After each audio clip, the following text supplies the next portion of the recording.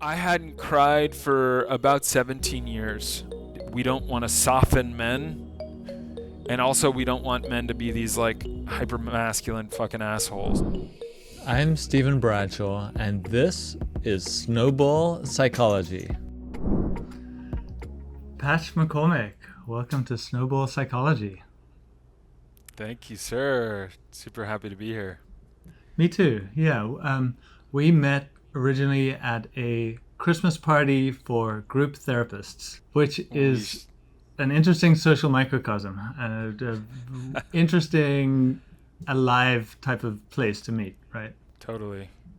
Yeah, it was ironic because I was kind of struggling to find my therapist community in LA post my master's, and I remember going back to my now fiance after that party and saying like I found him, you know. I felt like that party had really good energy, and I Yeah, loved I loved our conversation. yeah, me too. So let me cue things up by, our background is both having a background in business. You ran a ad agency for social impact Yes. in New York City, right? Yeah, exactly. Yeah, so I ran a few boutique brand strategy ad agencies, and uh, my through line throughout was a focus on social impact. The last agency I was at was famous for our social impact work, um, but they weren't. Each agency was not only social impact oriented. Just a clarification. Okay, interesting. Yeah. And so we both have this background in business, and then we crossed paths in the therapy world. And something about your energy immediately attracted me. There was something very alive.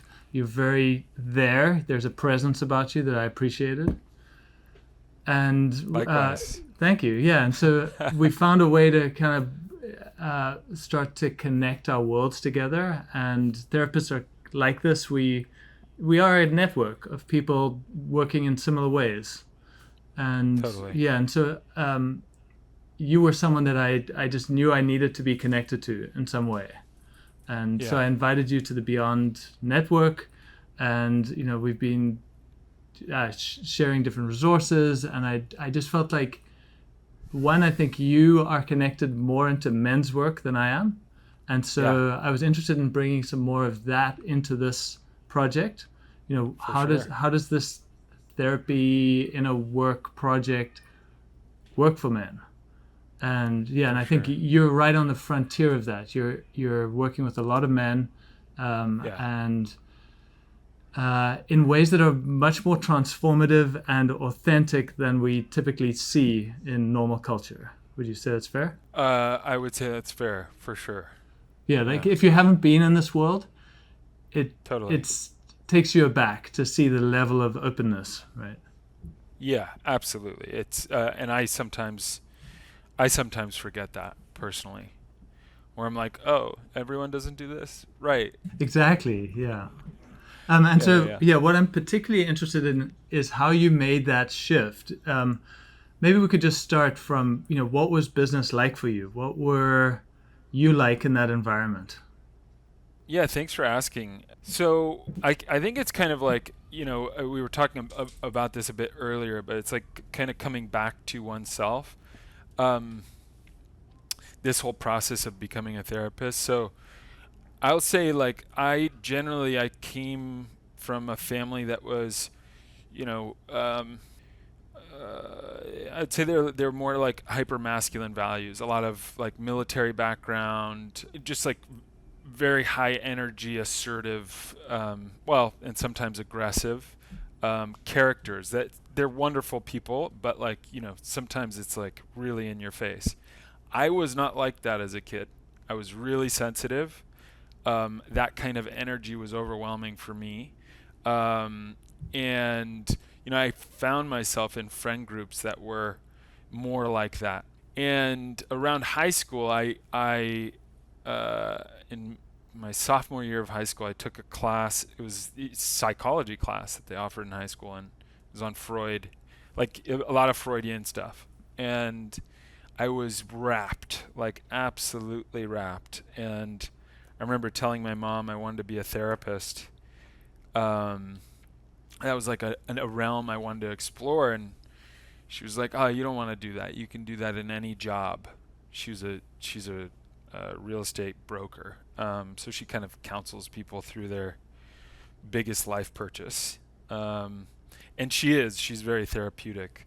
Um, but anyways, so I kind of through that and societal conditioning, like fitting in with friends, I followed a more masculine, quote unquote masculine path, and went into advertising in New York.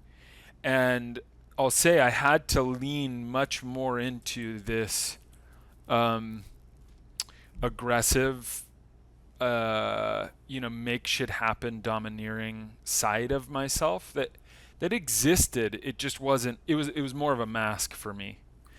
Um, and Because I started out as a copywriter, but I soon found like I was okay as a creative. I wasn't ever going to be amazing as a creative, and so I kind of worked my way up to ops. And when you and there was a hole in operations in our particular agency, and in that world, like when you're in operations, really like getting shit done is the highest value. Along with people skills, which I had both. Um, and So to answer your question, and what did business require of me? It required this side of me that was, or it's not, yeah, it required it, but it also just like pulled it out of me, and that's what I became. Yeah, would you say the warrior archetype, getting Oh, things for done? sure, Yeah. for sure, for sure, for sure. Yeah. Exactly that archetype. And in a way it was an extremely maturational process for me, because I did discover that I had this side to me, and started making a lot of money, and was able to like get a nice place, and kind of like embody a lot of the qualities that my dad and sister possess, and I thought I did not.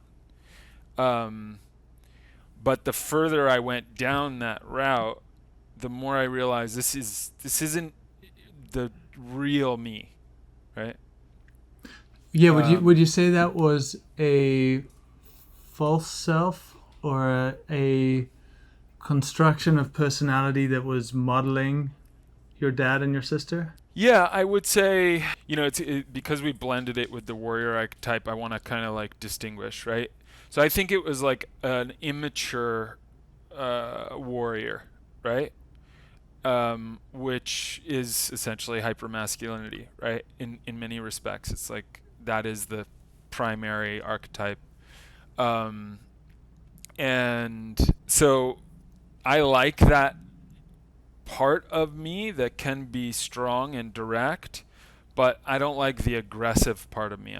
I'd prefer Mm. the assertive part, which is something I've come back to, um, as I've eased out of that business sphere and into this, into a new, into this profession. Interesting. Um, Yeah, I like that phrase, an immature archetype, an early attempt that was too simple, or Totally, yeah, too strong at the wrong times. for sure. Yeah. Yeah, so that was your initial personality strategy, the way people would experience you. That was the dominant way that you presented, Yeah. and it's rewarded, right? It actually gets compensated well. Oh my God. Extremely well. Yeah. Um, yeah, and it's interesting. I had a a colleague of mine early on in advertising, and um, she described me as so type A, and that was a shock to me because I never in my entire life identified as type A. Um, I thought I was more type B. I thought I was just more like relaxed and easygoing. And it's just interesting because I was clearly like, that was what I was projecting in that environment. Interesting. You And know? we'll get into this more later because I don't want to Yeah, interrupt the trajectory too much. of But course. Yeah. your art on your website, your Yeah. choice of t-shirts, Yeah. I've been in touch with a very eclectic, playful, creative side of you. So Yeah. that Yeah. side wasn't yet being manifested to others much. Maybe it was more of a private world. Yeah, it was there, but it was definitely not public. It was more private, and I kind of exiled it. I thought it was like, not professional, feminized, not okay, right? Yeah. And it was, yeah, that's oppressive. And what were the side effects of being in that way of being? What were the Which costs? which one? Being in this early immature warrior. Oh yeah, I'd say yeah, a lot. So I think with all that masking, there was kind of there was a disconnection from self, and I was a workaholic. I sometimes was working 7 days a week, sometimes till 3 in the morning, uh, and and that was paired with like burning the candle at both ends. So I was partying a lot, right? So just like a lot of shallow sexual relationships, a lot of like my friendships were, I didn't have a whole lot to invest in them other than let's get together and party, right? So where I was like, I was putting all my energy into this work basket where I was just getting shit done and receiving external validation with money and um, etc. But the result, I guess I wasn't talking about side effects, but like the result of all of that was, yeah, I was not happy. There were times where I was having fun, but I wasn't like fulfilled and happy, and I couldn't sit still. So So that was yeah, not sustainable.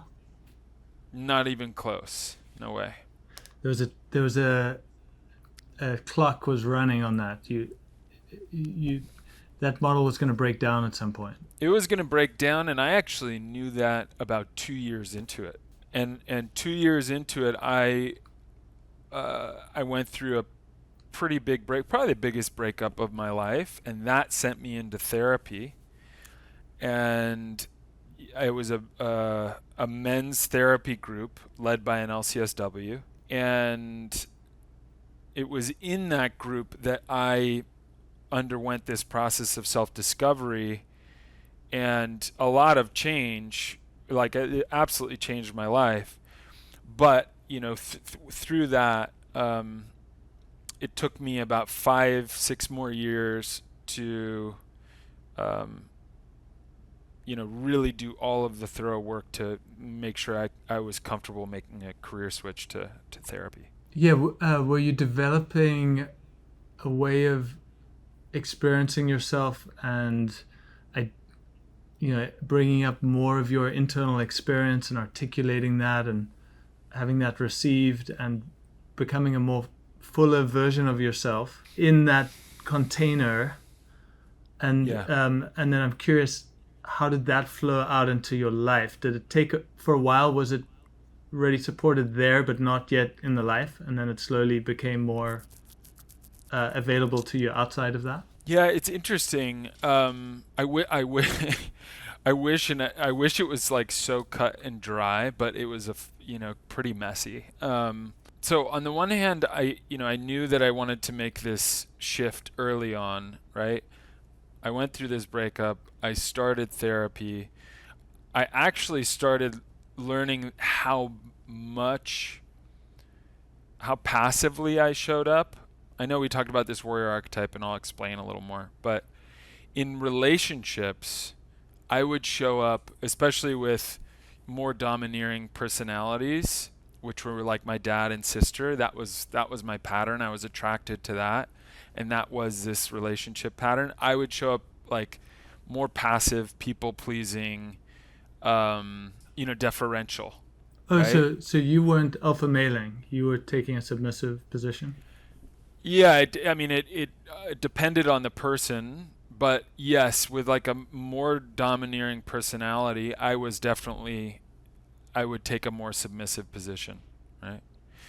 And so I learned that through this therapeutic process, and that almost actually, in some respects, brought out more compensation from me in the beginning, right? So I started overcompensating in work, right? Like I was like, I can't be like, I'm in a command and control, right? Um, and there was, in reality, I probably should have been doing individual work alongside group work, right?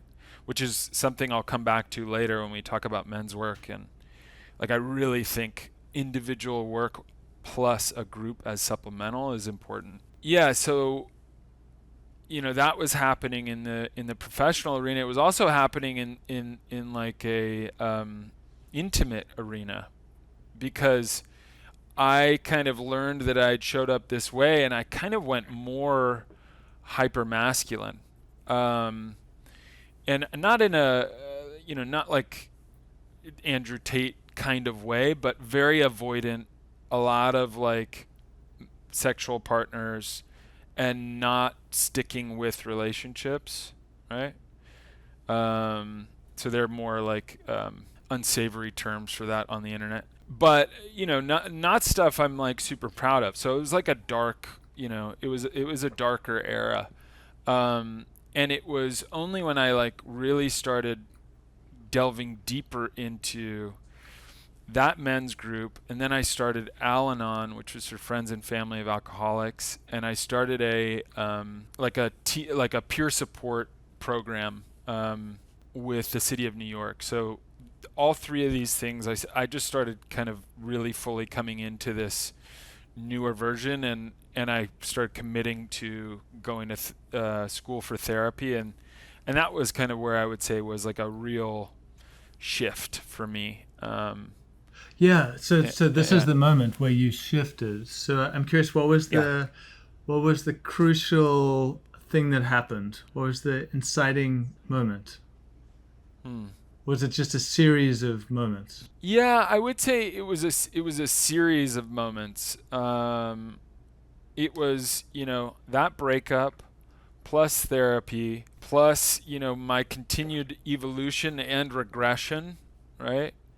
That kind of like had me kind of like do this. It was like oh my God, this is all the things that have gone on my whole life, and I'm finding that out, and I'm just like coming through, and then I'm coming out the other end.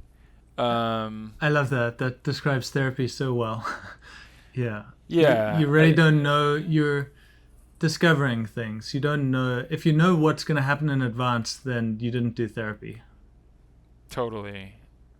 Yeah. I'm thinking about your teenage self that decided you wanted to be a therapist, but yet you couldn't hold that ground yet. And you didn't maybe get the affirmation that that was Okay. your Yeah. path from an Yeah. outside place. And then Hmm. then you had these settings where you were being received, and maybe those types of intentions could be held and reflected, and so you could start to hold that ground. It early on was unsupported. Something in the support might be the difference. For sure. Yeah. Yeah. I mean, I think it's interesting, right? Because there were two supports happening, right? If we're talking about my New York era, there was this therapist who was one of the first people that had like truly held me as an adult man, um, emotionally. Uh, and there was the container that he built, and that was like this place that was like real honest reflection. And there was this other place that held me, which was running an ad agency that I helped start, where I was getting a lot of like positive feedback from society, oh, when people asked me what I did, I told them I did this. They didn't ask questions. They're like, oh yeah, and you're doing well, and you're. So I was getting like outside positive reinforcement for the path I was taking in advertising, which felt good. It was external validation, but like the real, like honest, exploratory stuff was happening behind closed doors in places like this men's group and Al-Anon and. So you think those were two supports? There was a complementary aspect. I think they were on the one hand complementary, but also competing, because one was like, this is the truth, and this is what society and a lot of men are cheering you on for, and they're not going to cheer you on for this other thing. Yeah, it's so true. There's a gravitational pull to that old world model, and then the competing model, it gets strawmanned a lot as gooey or soft. Soft. You lose your edge. You become feelingsy, but you somehow are no longer valuable to those around you, or you're just a puddle of uselessness. Exactly. So that I guess I'm giving you the alpha male version of men's work, right? For sure, but yet in that competing world, there's so much truth and so much. As you go into that rabbit hole, you find it's really not what the outside perception of it is, and then there's real support or a deeper support there when more of your true inner aspects are surfaced and accepted, right? Yeah, exactly. You said it better, and you said something really interesting, which is, like this more alpha male narrative will say like feelings and therapy and all that is like gooey and you're useless, right? And what I have found is I am so much more useful to everyone in my life. Everyone. Not just my clients, but all of my loved ones now. I so agree. Yeah. That's my sense of you. So there's a real robustness when you do that inner work. The former kind of strength is a brittle kind of strength that doesn't hold up or isn't that useful, actually. Yeah, I mean, it might be useful in making money and, like getting shit done, getting like accolades, but that's really paper thin. That's not, that's not deep. And it can go away easily. People, relationships, that's deeper, I so agree. And, I have a background in finance. Yeah. And when I've met up with people from that world decades later, they've become more and more insubstantial. They feel hollow or flat or something that it's not deeply nourishing to stay in those waters for too long unless you find some way of deepening yourself, right? Right. Yeah, and I think, I'm glad you mentioned the finance piece. The guy I started this agency with, who is a genius and actually like far he's so much more emotionally deep than his masks will allow him to show, but he wanted us to be like a hedge fund. Right? So it was very very similar or parallel kind of experiences, very hypermasculine orientations, like at least were you in a hedge fund or just private equity and investment banking. Yeah. But I agree with you. There's if you stick with that world and don't do any outside exploration, because I will say I do know finance guys and I do know guys, or both men and women in advertising and finance, that are deep because they have invested heavily in the outside stuff. But it's more an exception than the rule. in my Yeah, experience. outside of work, maybe inner work in a sense as well. Yeah. Yeah, that's what I mean. Yeah, Yeah. Yeah, for sure. so yeah, I agree with that. And it's really just time spent and feedback, I feel. For sure. Yeah. Yeah, so I was curious about what's different now, and we've gone into it to some degree, but I'm just curious, is this sustainable? What makes it sustainable? What is different about what you're doing now versus that iteration? So is this sustainable? I think absolutely. I've never felt as free as I do now, and as useful as I do now, and as connected to my heart and other people than I do now. I won't attribute that entirely to becoming a therapist, but I will say like the whole transformational process, including men's work and just investing in relationships. Um, Incredible. yeah. It's so Uh, special, so rare. yeah. Yeah. I wish there were more. I mean, I think that like therapy in general, and just like heart-centered work is becoming a lot more normalized with Gen Z and other things. But and purpose-driven work is definitely like popular. Or maybe it's just popular within my circles. I don't know. Yeah, but I think they're true. Your circles are unique. But Yeah. I think about capital P purpose and little p purpose. And capital P purpose is the banner headline, the thing, that you're fighting for. And you can lose yourself fighting for capital P purpose. And even, Uh, you described your previous work was in social impact yes. advertising. Yes. Yes. Yes. It's true. Yeah, so the capital P can be a little dangerous. You may not bring all the aspects of yourself into that type of fight. It can be a social justice warrior can Yeah. identify with a level of societal conflict where they project inside conflicts, and they themselves are dying on the vine, burning out. Totally. Yeah. Yeah, I mean, I'm glad that you said that because I actually, I lean left and went to social work school. I went to UCLA and I leaned pretty deep into that, meaning it was the height of the pandemic, the height of the Black Lives Matter movement, the height of, like January 6th, all of that. It was a crazy time. But I would say a lot of what got activated was this immature warrior in me that was really angry, you know? Yeah. Yeah.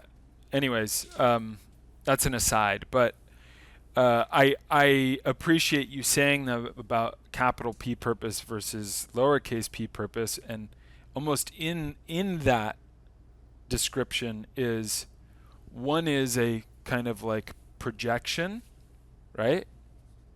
And one is humble and grounded. I I don't like know. that. Yeah, yeah. It's developing as we speak because there are different ways of Yeah. characterizing it. But yeah, so the little p is not making big claims. It's just following natural instincts and using your guidance system would be some of my language. Yeah. But Yeah, yeah, it reminds me, Bell Hooks. I don't know if you know Bell Hooks is, but she wrote one of my favorite books on masculinity, and she's a feminist, right? A radical feminist. But she spelled her name in lowercase in order to not, at least this was what she said, in order to not center herself in the work. She wanted to center the work, not herself. And it's kind of like a capital versus lowercase. Made me think of that. interesting. And I think the social justice movement is itself moving more in the somatic inside out direction, where there's more embodiment, more grounding of the movement in each person, right? I think that's happening now. Yeah. So let's get to your drawings because I think that's such a alive part of you, and Cool. there's something playful and fun, and you've taken a risk with it. You're not just presenting the most polished professional side of you in the way that you're putting yourself out there for your work. For You're sure, allowing yeah. this more Yeah. emergent, more alive part of you into the world. So I'm curious, has that been something you've done for a while, those drawings? Like, tell me more about it. Yeah. It's interesting. I work with a lot of men, and a big part of, working with men, whether it's due to society or what have you, is purpose becomes a big conversation, right? And when I sort of did this whole exploration of wanting to become a therapist, and coming back to that, there was a lot of looking at my former self, like child before society got to me. And I told you about that therapy, or the psychology class my sophomore year. I also had a creative writing class my sophomore year of high school. And my final project for that creative writing class was I did a cartoon book. And so it was like, I don't know, like 50 cartoons. That was an important year for you. Yeah, I've actually never had that reflected back. Well, I got to think about that because a lot happened the year before that too. That's interesting. So I had a ton of fun working on that project, and my mom would we would brainstorm ideas sometimes, and we'd be like, "Oh my God, it's so funny! I'm gonna do that." And it was the first time I really did something that big or serious with artwork, and it felt like such a unique expression of my sense of humor and all of that. And I didn't touch it, like that side of me. I didn't touch it again until I was, 2016, something like that. It's like three years before I became a therapist. Actually, like right in the time where I was really rediscovering myself in therapy and these rooms. So part of your processing was visual, would you say? Perhaps, yeah. You were Actually, trying to make sense of things, and drawing was one of the tools. Yeah, totally. So if you go back, like even on my professional Instagram, it used to be just a cartoon Instagram that I did for friends and family, and then it kind of got some traction. But like one of my first cartoons is like a guy holding a brain. He's got cut off head, and he's holding his brain, and he's saying, "You can be a real motherfucker sometimes." You know that to the brain, right? So yeah, I guess I was processing some of my own internal pain via cartoons. Yeah. Amazing. We both connected to cartooning. I was probably about 3 years for me before being a therapist. I committed to being a full-time artist, and I was predominantly working on cartoons for that period. What? You're kidding me. I did not know that. That's such an interesting parallel. Oh my God. I can't believe you kept that one a secret from me.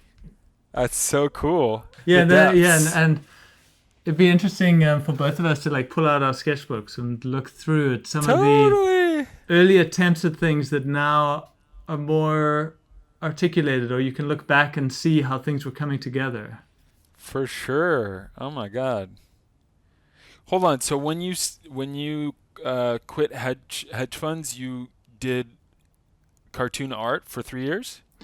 Yeah, so the real trajectory is I was in banking and finance, and then my wife and I had both quit, and we traveled for 5 years, doing a lot of rock climbing.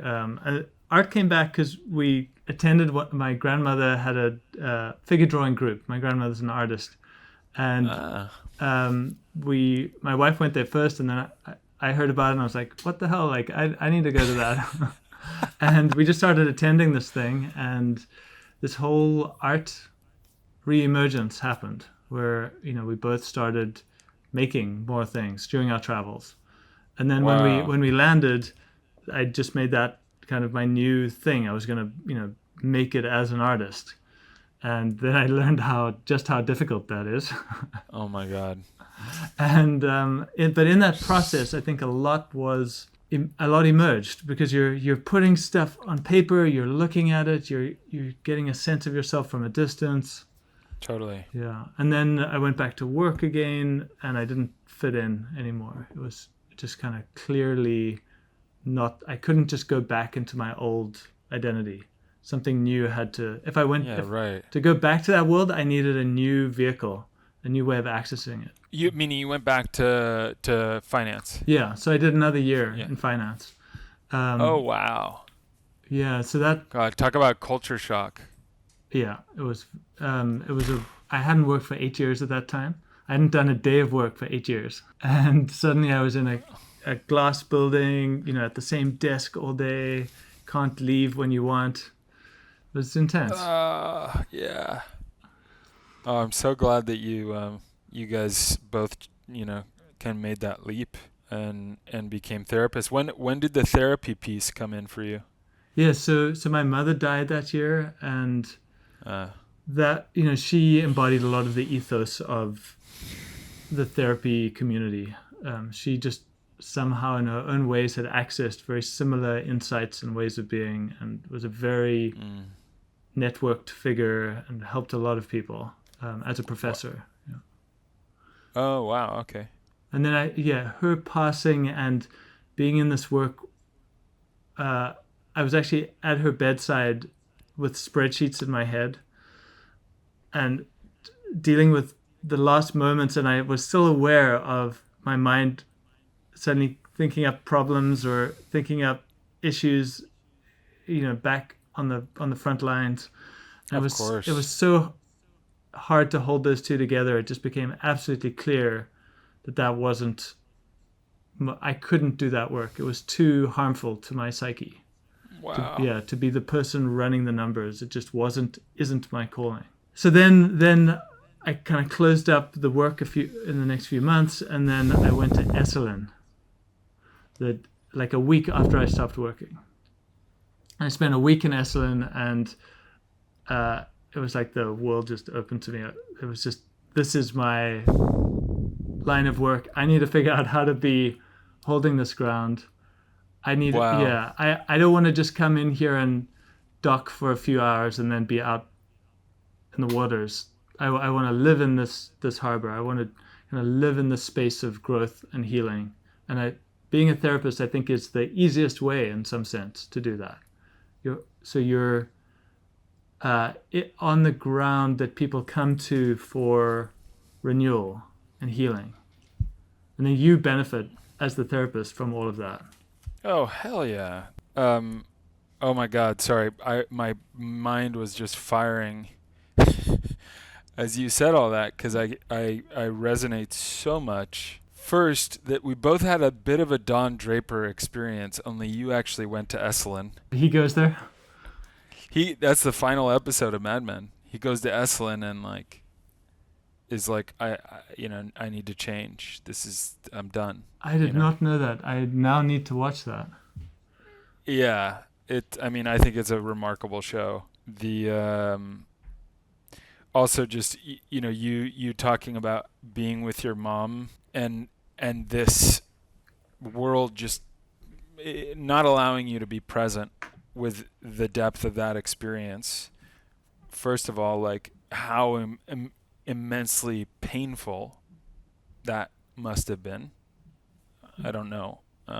But it also resonated with me because I found that I was spending so much time doing this shit that didn't help me in my normal life, right?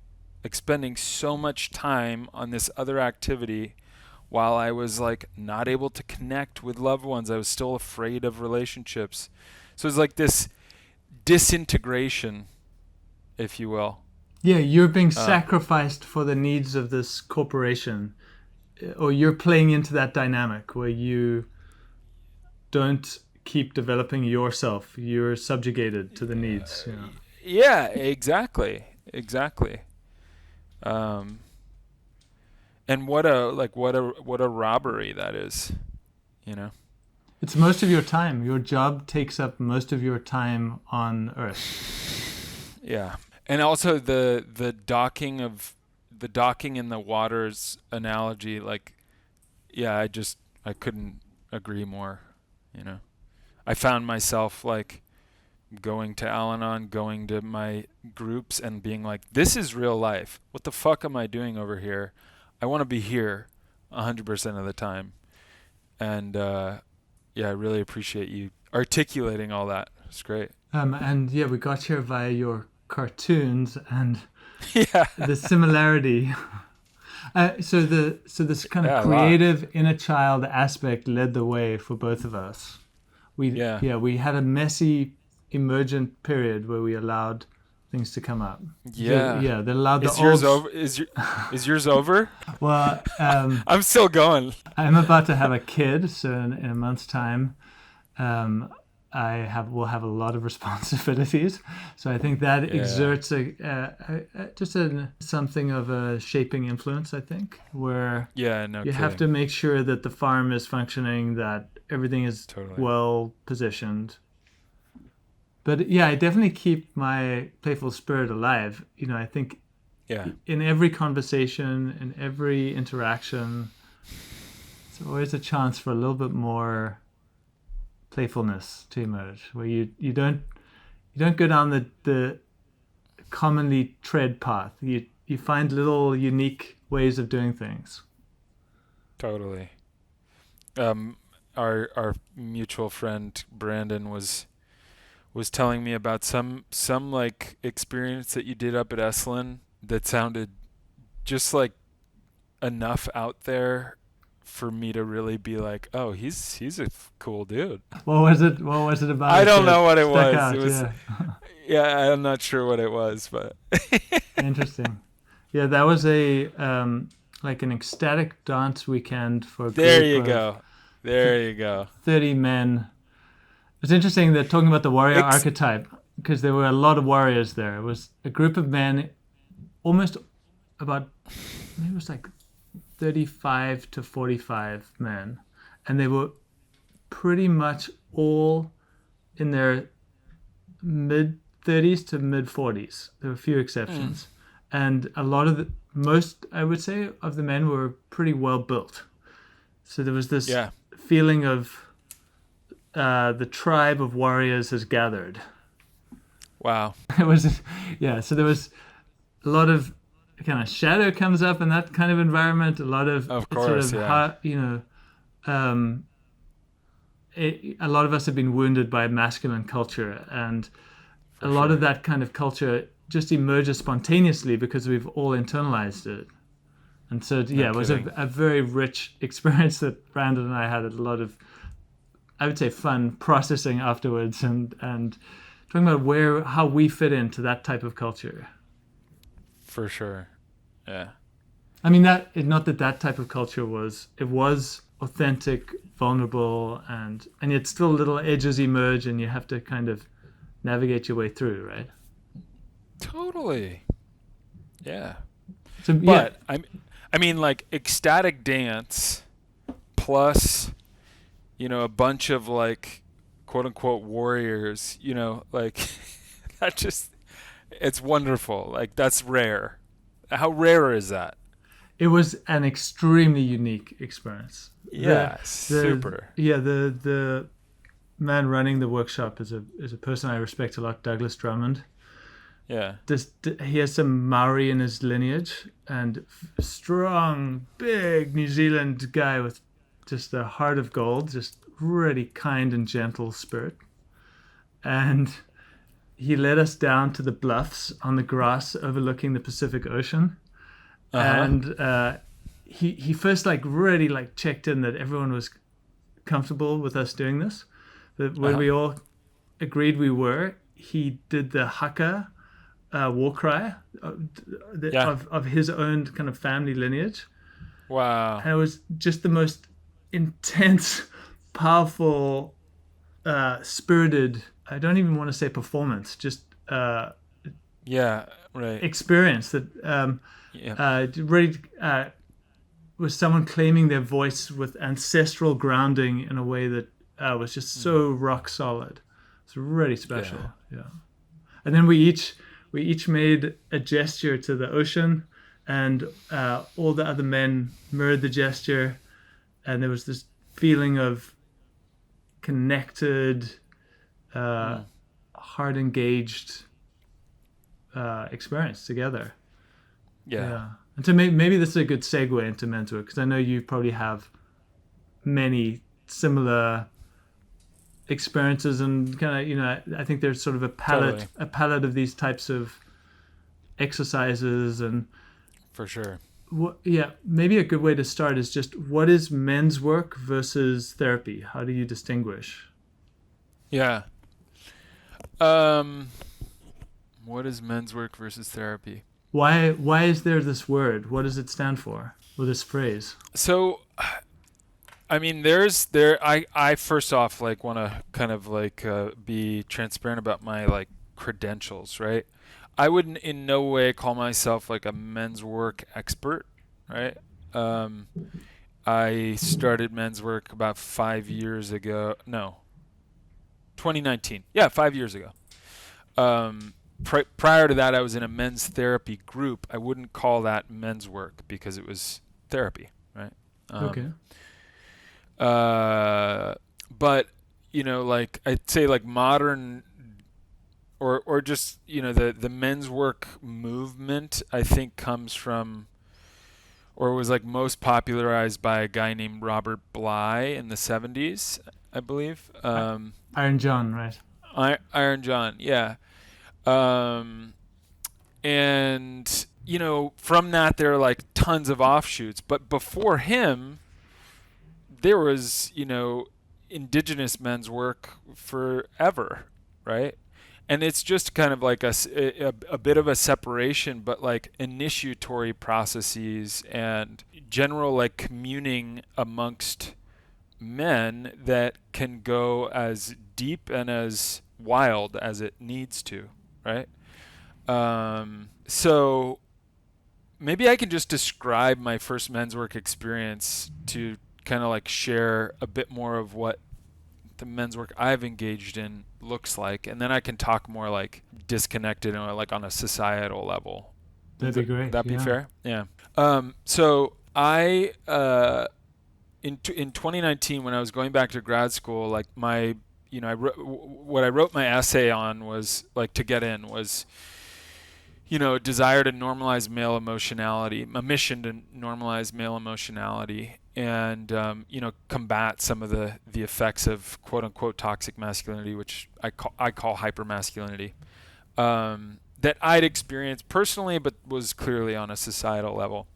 When I would talk about that in New York and like more like wellness, spiritual adjacent cultures like Burning Man. I said it at one dinner party, and this woman's like, "Oh, do you know Everyman?" And Everyman is this men's work organization that now is kind of it's not as prominent as it used to be because the founder left. One of my friends and a mentor. Um, but I wrote them after that dinner party, and I was like, okay, I gotta get with this crew because their mission was the exact same thing: normalize male emotionality, like the same wording, which was crazy to me. And so it was a 10-day or an 8-day like expedition through Glacial National Park, and we split off into two groups of 10, and me and another group of 10 guys, one being the founder of this organization or co-founder,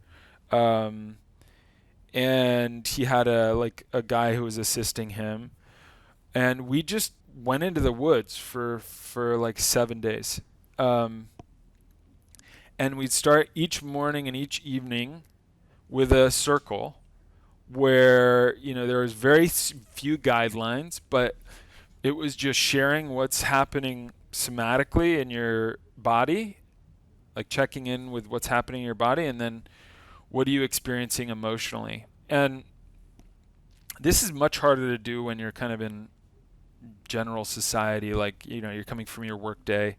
It's easier to tap into that in the woods where you're kind of like in the wild, and grounded in your body and etc.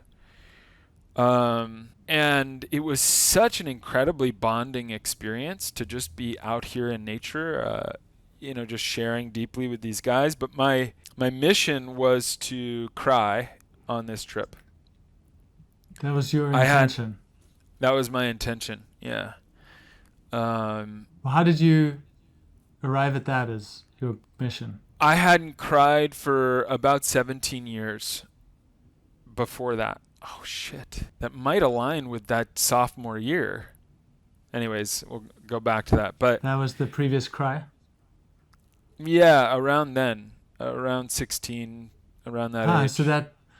something was happening then that then got shut down for a long time. Yeah. Yeah, man, I really got to go back to that. So and about 10 years or 5 years of group therapy, I wouldn't allow myself to go there. Like I would start to I would start to tear up, and I couldn't. And there was something different about this experience in that while there was a leader, like a facilitator, he would participate in every circle. Like he would share authentically, extremely raw about what was happening in his life. And that is one of the primary distinguishers that I personally have seen in men's work. At least the men's work I do is it's peer led. There's no leadership. It's flat. That's not true of all men's work, but it is of the men's work I participated in. Yeah, and Um, often it seems to be in nature. It's often linked with yeah, wilderness, right? yeah, for sure. Yeah, I think most retreats are in nature. Yeah. Um, and so the last day the second to last day of our hike, there was this rage ceremony where and I think a lot of therapists would like look down on this for especially with folks with a lot of trauma, because it's very activating. For me, it was exactly what I needed to get to the well of grief and sadness I had underneath of this kind of like exiled part of me. Um, and so, yeah, we were, kind of like meditated for 20 minutes. And by this point, we knew each other well, right? Like, as we had gone deep fast, and it was kind of to basically you're pair up with another guy, you're very close to him, and you're basically to tap into whatever anger you have towards anyone that's hurt you, and you're to show it to this other man in whatever way. And again, there's trust here, there's rapport, there's all of that, but yeah, mine came out in a yell, and like just seeing like the fear in his face and the power of like how much anger and rage I had. I like immediately started bawling after that. And we spent a while unpacking and integrating that experience together. But sorry, I just went on a large tangent. No, it's so good though. It's Okay. reminding me of this piece of art on your website where a man is taking off the mask of his face, and Yeah. under that is a mask of rage, and under that is a mask of sadness, and under that is a crying child. Yeah, Yeah. exactly. Yeah. Yeah, that's an amazing piece of work. Well, if you do show notes, we can link to that artist because he's so good. Yeah, so there was something about the charge and the safety, and the male component, like of this container, that allowed me to go there. Also, the guy the founder who's leading it, I felt extremely safe around. He's a real dude. And very like masculine and burly looking, and also just will drop into tears with no shame, and just like own it. And he's all love from my experience of him. And so just a combination of all of that was something that I hadn't quite experienced before. And it was also like, okay, most of my real wounding came from, family and peer, like hyper masculine performances, right? And that was like a lot of my wounding was like, you're weak and you're not a man if you have emotions and you cry. So that was key, right? It was key for me to be amongst this big group of like quite masculine men accepting me and all of that in order to have that corrective emotional experience. Does that make sense? Completely. Yeah. So Yeah. I think that's the power of group. I think It's the power group. Yeah, the kind of Exactly. person that wouldn't have accepted you out in the world Yeah. meets more of you and stays in contact and Yeah. and does similar work themselves Exactly. to bridge. Yeah. Exactly. And amongst these groups were former Green Berets,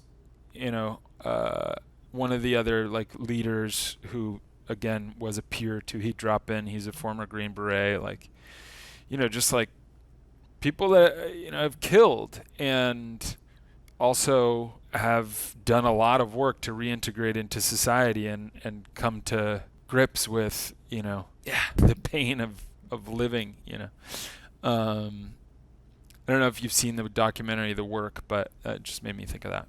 I have not. Yeah, what is that about? Yeah. It was actually referenced in a really important article that if you wanted to put this in show notes too, it's called where men go to become better men or something, in the New York Times. And it actually gives a pretty good history of men's work, the good and the bad and the ugly. But this particular documentary is that I was talking about, it goes into Folsom Prison, where they have started this men's work circle, and they bring in lay folks, like, normal people that are feeling burnt out at their 9-to-5 accounting job, and they sit in a circle with, these men, some of them, like doing life for murder, and they are all processing their pain together. And yes, the manifestations of that pain are very different, but at the root, a lot of these, it's like, yeah, we're all very similar. Yeah, I respect that the facilitators are also putting themselves into the work. Yeah. And I know there are reasons why therapists don't, right? There, Of course. But where it is possible, where there's an artful way of bringing in that the leader himself is, or I guess himself in this case, is wounded, is doing the work alongside them, has a parallel process. So that everyone is equal in a sense. Everyone is, doing the same types of work. Yeah. Yeah, and I would imagine, I'm sure you've read, God, what's his name? He's kind of like the guru of group therapy. You're Irvin Yalom, right? Yeah. It's pretty evident that in his work, from his books, that he would participate in his groups, not completely, but a good amount. In his writing, he reveals a lot of his inner process. Right. And I think we're doing that to an extent. I think maybe you've said more in this episode, but right. You're revealing, you're revealing part of yourself. Clients can choose whether they want that or not. They don't have to. Totally. They're not using their paid time for this. But if they want to know something about you, you're available. You're willing to share something of yourself. For sure. Yeah, and I think it's also really important to mention, I'm glad you did, in my own, meaning like with my clients, I share very little unless it's, unless I know that it's going to be therapeutically valuable for them, or they ask sometimes. But I share a lot more publicly, partly because especially for men and, this mission of normalizing male emotionality, that openness was exactly what I needed to feel permission to cry. I didn't trust an authority figure that was withholding all emotion right? I didn't feel safe to open up like that. Yeah, and maybe men, it's even more important for male That's what therapists. I Yeah, yeah, even more important. Yeah. I'm so glad you say that. I Yeah. think I agree. I think I want to know from every authority figure. I want to know their imperfections to some degree. I want to know that Yeah, they. yeah, you get it, right? Yeah. That's so interesting. And I also think you're claiming voice and you're a Yeah. beacon of permission that your Right. clients then can do the same. They're not, therapy isn't something to keep in a neat little container that never enters the world. Totally. Yeah, and I think the real the real watch out there, right? And this goes for men's work or therapy. And you spoke to it earlier. I don't know if it was on while we were recording, but is like the shadow elements, right? Is like, when folks, like whether it's me as a therapist or a men's work practitioner, when it becomes them centering themselves and like it's all about them and it's no longer about the client, that's a problem. That's bad. That's bad work. It's not good work. Yes, when it becomes a cult of personality. Yeah, I mean, when it becomes that extreme, that's dangerous. Yeah. Yeah, so I like the Yeah. centering the work. I think that's a helpful reference for me. Totally. So when you're holding the ground where good work happens, there's no personal credit for that. You're just a steward to it. Yeah, and as you put it earlier, like the other day, I was brought to. I'm in awe a lot in the men's therapy group that I run, but like some of it, sometimes it's so therapeutic for me just watching these men What kind of help thing each would other. be, yeah, what kind of thing would be helpful to you? Well, and I don't know that I would call it therapeutic, but it was moving, and I was in a state of awe. Uh, a man in my men's group who hadn't shared about a specific event for a long time, just due to feeling social, his own stuff, ended up sharing about that and being totally accepted in the group for it. And it was like it's completely changed his entire trauma narrative, and he is like a new person. And he did that. The group did that. I didn't do that, right? I mean, maybe I did some things, but that was the process, you know. Yeah, so you had a similar dynamic inside of you that was affirmed or touched or resonated with what you were experiencing, what you were hearing. Yeah. Yeah, I've experienced things like that. Yeah. And I so wanted that for him, but I wasn't, I was careful to not like push, because then that would have robbed him of coming there himself, Incredible. and Yeah. having ownership of it, You set the conditions and then they either take up the invitation or not. They don't have to. There's no pressure. No, absolutely not. No. What about women's view of men's work? Because Yeah, that totally. can be a spicy subject. For sure. Yeah. Women can be suspicious of men grouping together, right? That Of what are you course, up to? And I actually had a group I ran. I received some feedback from some of the women that it was difficult for them to be with vulnerable men. That they wanted their men to be. They didn't want to hear all the vulnerability and weakness and what was being termed weakness. They wanted their men to have edge and to be strong, and that gave them Totally. some structure to work with. So yeah, well, how would you explain men's work to a female perspective, and how do men Yeah. who've done men's work tend to be received by women over time? Maybe there's an arc to it. Yeah. So this is challenging, right? Because it's so many fragments, right? I think when you first started stating that question, or that question, you said, well, men's work can be received, very negatively by women, right?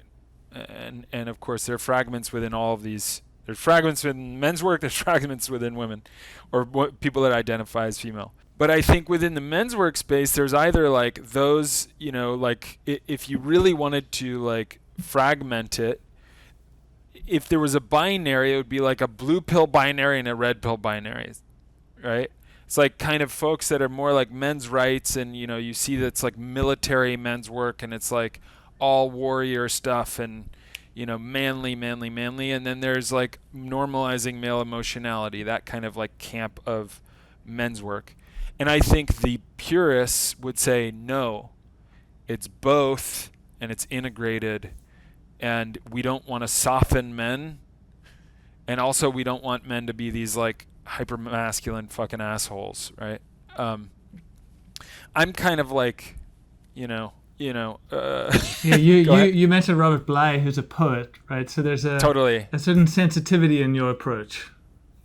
For sure. Versus the Navy SEAL, maybe Jocko Willink type approach.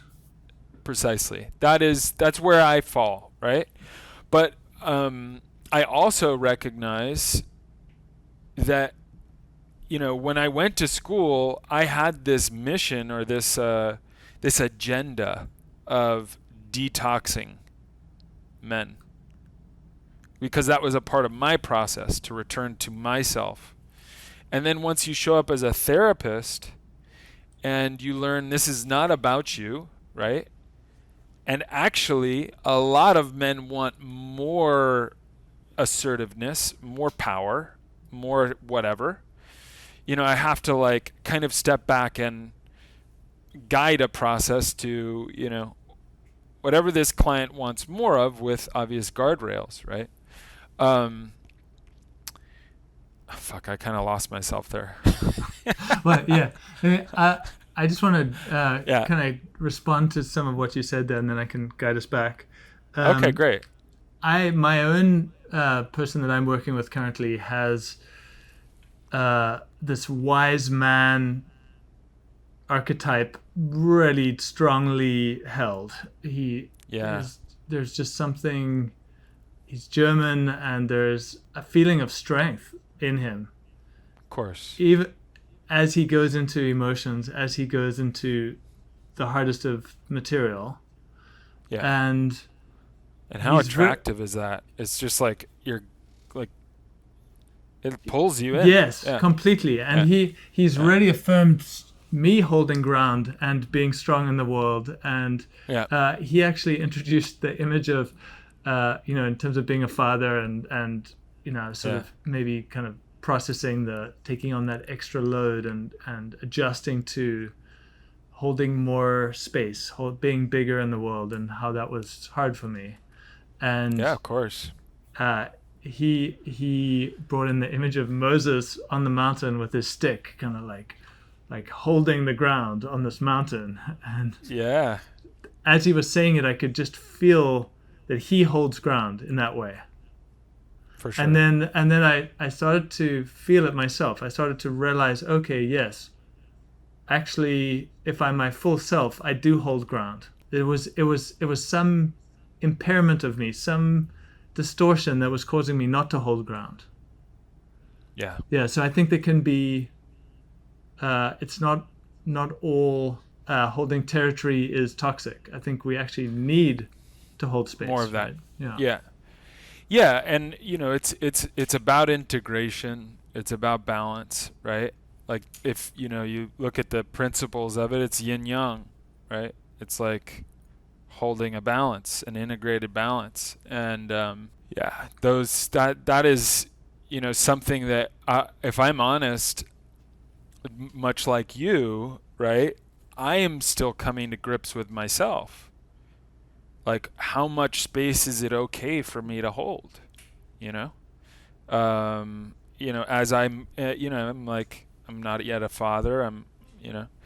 And so this is like I think it's an ever evolving process, and it's one that I'm very passionate about holding space for in myself and in others. but I'm by no means complete in it, you know? Yeah, I appreciate that Yeah, humble attitude. Yeah. for sure. Yeah, Yeah, so to guide us back, of I course. um I was, as you were speaking, I was thinking that the way women are perceiving the work is reflecting some of the internalized hypermasculinity that they've absorbed. Of And course. then they're fearful that this is just another version of hypermasculinity in sheep's clothing, or Yeah, or just their projection from what they've internalized comes through, where they male strength is a problem for them. totally. You can't trust it, right? Yeah. Yeah, I think I've come across all types, right? I think I've come across, some women that really embrace it and they're like, "Oh my God, this has changed my partner's life, and he's so much more in tune with his emotions, etc." And then there are others that are like, "Fuck all that noise," you know, y'all Well, need to yeah. chill. And That's funny. I think with and relationships, when one person's working on themselves and they become stronger in themselves, that creates a tension for the other partner, right? On either side. no kidding. Yeah. And I think that, like, let's take an example of, like, say you have someone who presents more as like what I'll call a nice guy, but it's really just like codependent, kind of people pleasing, more of the giver than the taker.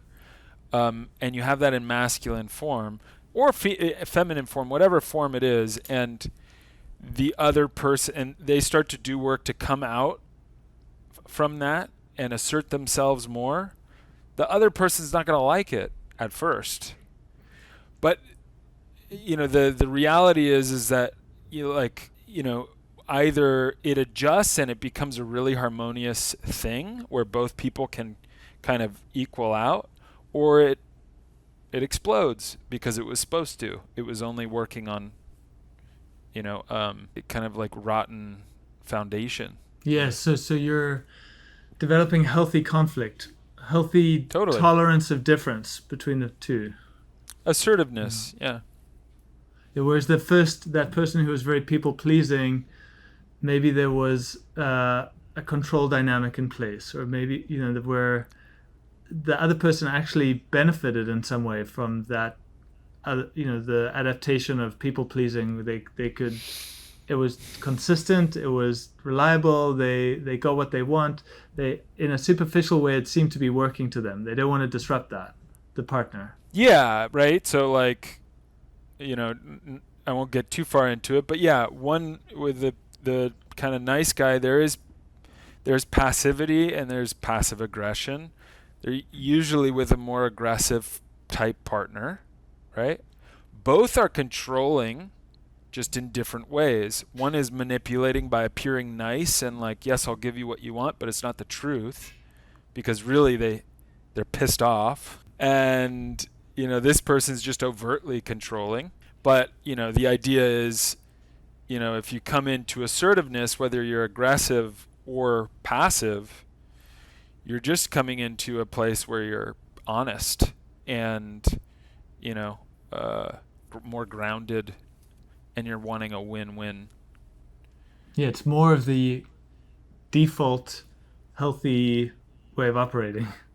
The other thing was a distortion, but Exactly. yeah, Yeah. and more resources are freed up. Each person is more able to use their full skill set and their full agency in the world. Totally. You're an IFS guy. There's more self-energy, right? The parts are not leading the show, and so we're not expending all that energy on fear. Yes, so you're less reactive. Self energy meaning more of a sense of the overall system, more in balance. Yeah, including Yeah. the whole of yourself. Yeah. Well, we've covered a lot. Yeah. Is there That's fun, anything? though. Yeah. Is there anything about your work, men's work, couples work, anything else that you feel would be worth spending a few more minutes on? I mean, I think just kind of like dispelling something that you and I talked about earlier, and maybe we already made this point, but there's this myth that if you become more in touch with your emotions, you're going to become this gooey, useless mess, right? And I've what my own experience and what I've experienced with other men, whether they're peers in men's groups that I participate in, or they're in my men's group, or they're clients of mine, is there is a messy process in the beginning where when you're tapping into your emotions, like anger can be, and you've never experienced anger, it can be pretty explosive and crazy. And sadness can be really tough to deal with at the beginning. But it's so worth it to push through that for what's on the other side. Again, in my experience and what I've seen, in terms of creative output, real like safety, feeling of safety in relationships because they are deeper and more honest, right? And just generally intimacy with oneself and with others, because it's really hard to be intimate if you're numb and cut off from what you're actually experiencing. It's I would say impossible to be truly intimate that way. And without that, you don't have connection. And if you don't have connection, you don't have, the lifeblood of humanity. What we need the most to not feel alone and therefore fearing death, right? I don't know if that monologue made sense. And I'd love to hear your thoughts on it. Yeah. Oh yeah, I'm really glad you underlined that aspect. Maybe that's the central point, that in my language, or IFS language, you have a protective structure, Winnicott's false self, but a response to the world that keeps you safe, a way of being that's a bit protected, and that comes across as domineering or overly managed, overly controlling, whatever it is, it's aloof. Yeah, whatever it is, it's a shell, and it operates with fear. There's a lot of fear in that layer, and a lot of people are identified with that as who they are. They've taken that on as it's almost like they think they're the armor. They don't realize there's anything below the armor. And you're looking through the eyes of the protector as a part. So you're seeing the world through that lens of, that the protective shell is who you are and how you understand everything. Yeah. From that vantage point, protectors fear there's no safe ground if they were to let go underneath. Totally. That if they let go, then everything falls apart and everything is lost, essentially. So don't let go. Yeah. So there's this clinging to ways of doing things, ways of relating that are clearly producing a lot of byproducts, but it must be better than the chaos if we were to let go. Often I think what leads to change is a life event that knocks you off course and breaks apart that the protective structure can no longer work like it used to. For instance, like your mom. Yeah, like my mother, like losing your job, having a breakup. Yeah. So then the protector identity falls away, and then more of the underlying stuff is brought into awareness. And then what you find is that there is actually a resting place there. There's a way of being that doesn't need to be protected. The protectors can come in voluntarily as needed. Right. But they're not the entire picture of who you are. And then I think so there's a real ground of being that you can hold that is a lot easier, and there's a lot less energy in holding yourself in that place, and then the protectors can all ease up, and then they don't need to dominate your interactions as much. Yeah. So I think you're kind of giving us a sense of the holy land that is available that we could Totally. all start to occupy. Although I'm going to take this part of the recording and I'm just going to play that for my clients when I'm describing IFS because you did a really good job. I thank you. That was awesome. Yeah. One other thing that came to my mind is my bias is to think of men's work as kind of mostly straight men.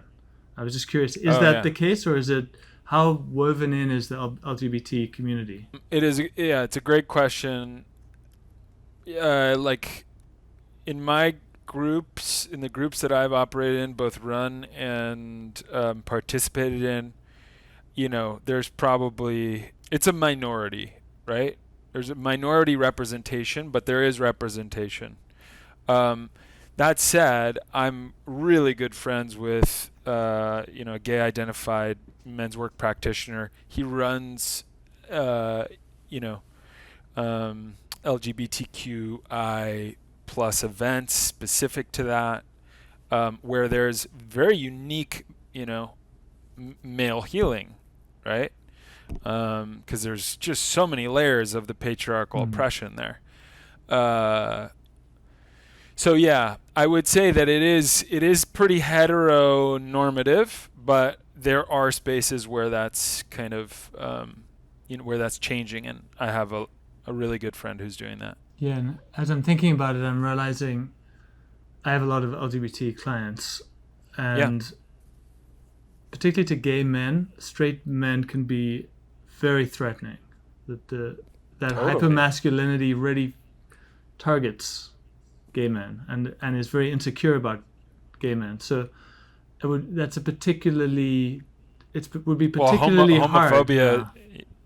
Yeah, I mean, with like one of the core tenets of hypermasculinity is homophobia and misogyny. Yeah, they're a big part of it. So it would be very trusting for a gay man to join a big group of, strong, healthy men who are, have a sort of imposing quality about them, which is a feeling I often have around kind of men's groups.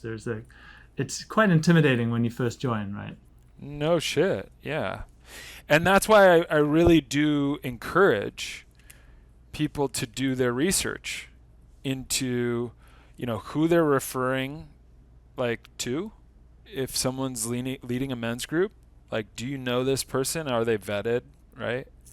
Same thing with therapists, right? You wouldn't refer someone to a therapist that you had no knowledge of their work or no vetting from other people, because it's sacred stuff and it can be incredibly healing or not, Yeah. Yeah. Are the themes of gender exploration, sexual orientation exploration, fluidity, are those coming up naturally in the groups? They have come up. They've taken more time to come up in some groups than in others, right? Sometimes it'll come up like that. It really depends on the cohesion of the group and the makeup of the group, right? It has to be safe enough. That's quite a confronting thing as a man to share with other men, right? Totally. But yeah, just experiences of, of sexual assault, and of at the hands of other men, or sexual orientation questioning, or just how patriarchy played itself out in their home. Like if they were showing emotion, were F-bombs thrown at them from their dad, right? Yeah.